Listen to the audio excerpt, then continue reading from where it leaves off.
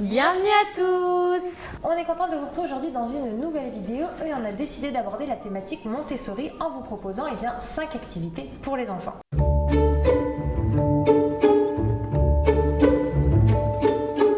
Une des premières choses, vous avez peut-être déjà entendu parler, ce sont les jeux de transfert.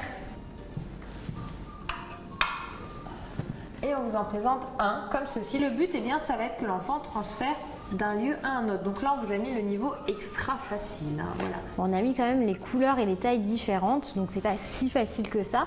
Mais pour les petits, ça va leur permettre, donc vous mélangez un peu tout et ça va leur permettre de trier les couleurs et les tailles. Là, elles étaient déjà faites, mais du coup, voilà. Laure a tout mélangé, ça y est. Voilà, on fait mélanger tout, on mélange tout et on demande aux enfants de mettre dans les boîtes les bons. Par exemple, tous les jaunes. Tous les jaunes. Ou après, tous les petits. Ensuite, tous les violets. tous les violets.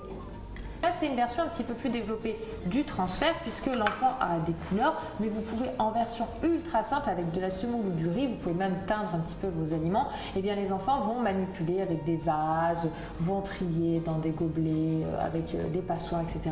Bref, s'amuser à manipuler librement et ça fait travailler toute la motricité de l'enfant. Pour info, tout ce qui est petites choses comme ça et même le petit plateau apéro qui sert pour le transvasement, on a tout trouvé chez Emma. Il y a d'autres grandes catégories dans la méthodologie Montessori et les perles à enfiler en font partie.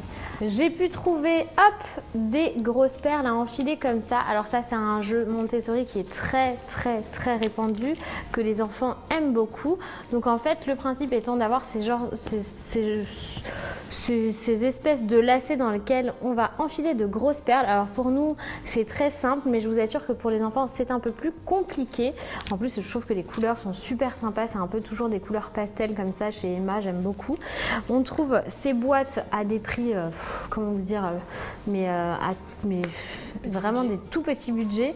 C'est très simple et ça permet à l'enfant de développer sa motricité fine, puisque je vous disais, pour nous, c'est assez simple en tant qu'adulte parce que finalement, on s'est beaucoup entraîné.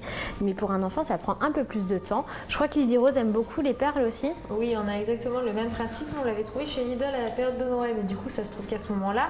Et du coup, une fois que Lily Rose a fini, je fais un petit nœud et elle le fout sur ses poupons ou sur elle et elle se le garde le temps d'une petite heure pour jouer, pour faire comme maman. Et puis elle est toute contente parce que c'est elle qui l'a fait, quoi. C'est vrai. Donc c'est des petits budgets, c'est super facile à trouver. Vous pouvez le commander également sur internet. Enfin, je sais que ce soit Laure ou moi, on aime beaucoup les produits qu'ils font chez Emma parce qu'ils sont aussi très axés sur cette méthodologie. Il y a beaucoup de jouets en bois comme les perles et ça change aussi finalement de ce qu'on trouve plus facilement dans le commerce qui est en plastique et tout et qui se garde pas forcément. Là, sur les perles en bois comme ça, on va pouvoir les garder longtemps et faire plein d'activités parce que ça peut servir aussi dans le transfert, comme tu en parlais tout à l'heure, puisqu'il y a différentes formes et couleurs. Donc on peut trier, exactement. Dans tous les cas, si vous n'avez pas un Emma près de chez vous, on vous mettra des liens en barre d'infos pour des équivalents. Dans le même état d'esprit, on continue. Donc la boîte à abeilles. Le concept, c'est un concept assez classique, c'est le tri par couleur. La notion des couleurs, c'est quelque chose qui intéresse beaucoup les enfants. Donc là, ce sont des petites abeilles. J'ai pas là parce que les enfants l'ont mis dans leur boîte à jouer. Mais il y a une petite pince qui permet de travailler la motricité. Normalement, les abeilles sont toutes en dehors du bac. Bébé va attraper avec la pince une abeille et va venir la poser dans la même couleur. Vous voyez l'abeille bleue dans la boîte bleue, là le bleu clair, le bleu foncé, le violet, etc.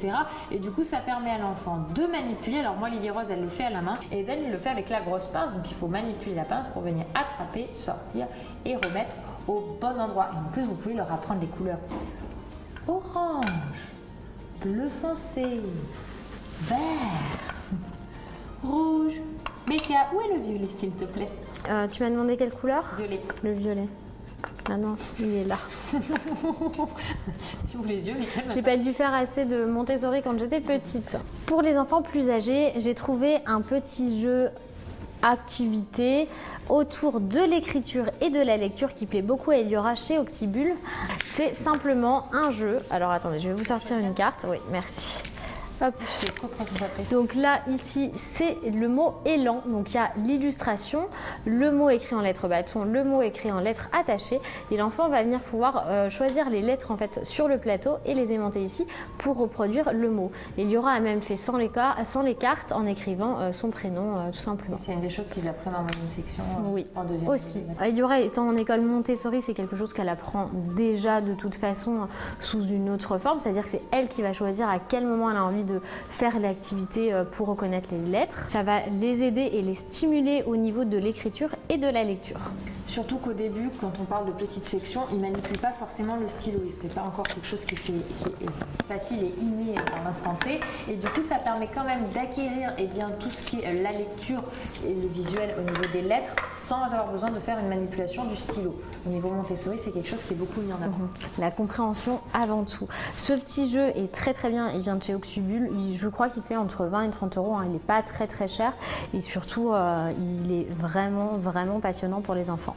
Et enfin, pour n'en présenter qu'un dernier, c'est la boîte à thème. Il existe plein d'autres. Donc ça, c'est un très grand classique. Souvent, dans Montessori, on trouve des meubles ouverts avec des petits plateaux ou des petites boîtes. Donc dans notre cas, ce sont des petites boîtes.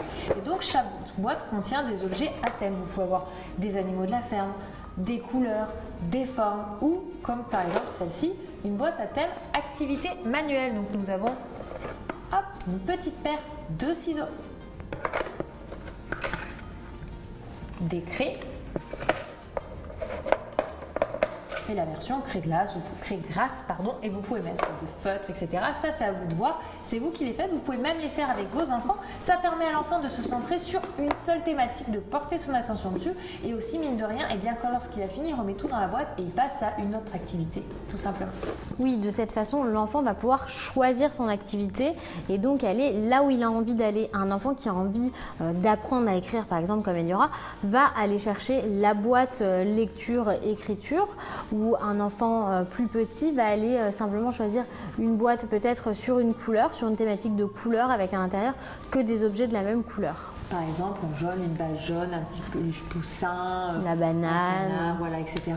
Ça s'adapte en fonction de l'âge de l'enfant. Eliora, dans son école, par exemple, il y a des plateaux plus que des boîtes, mais c'est le même système, avec de quoi casser des noix. Et elle adore casser des noix. Je sais que les enfants ont aussi à disposition une pomme avec un coupe-fruit, tu sais, les espèces de trucs pour couper comme ça. Et ils coupent des pommes comme ça à tout âge, sans se faire mal.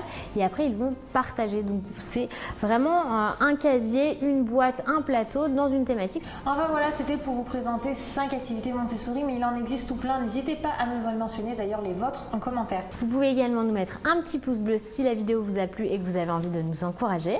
Au revoir. Il faut. Orange, bleu foncé, vert, rouge. Parce que c'est comme ça. D'accord. Ah ouais, Montessori, comme ça. Juste savoir pourquoi. Je cherche une explication. Hâte de valider. Ouais, c'est dire que t'es soporifique. Allez, avec toi. Si j'ai une trace, je porte plainte. Attends, je me frappe. Non, mais vas-y, ça va pas ou quoi? Je vais te défoncer.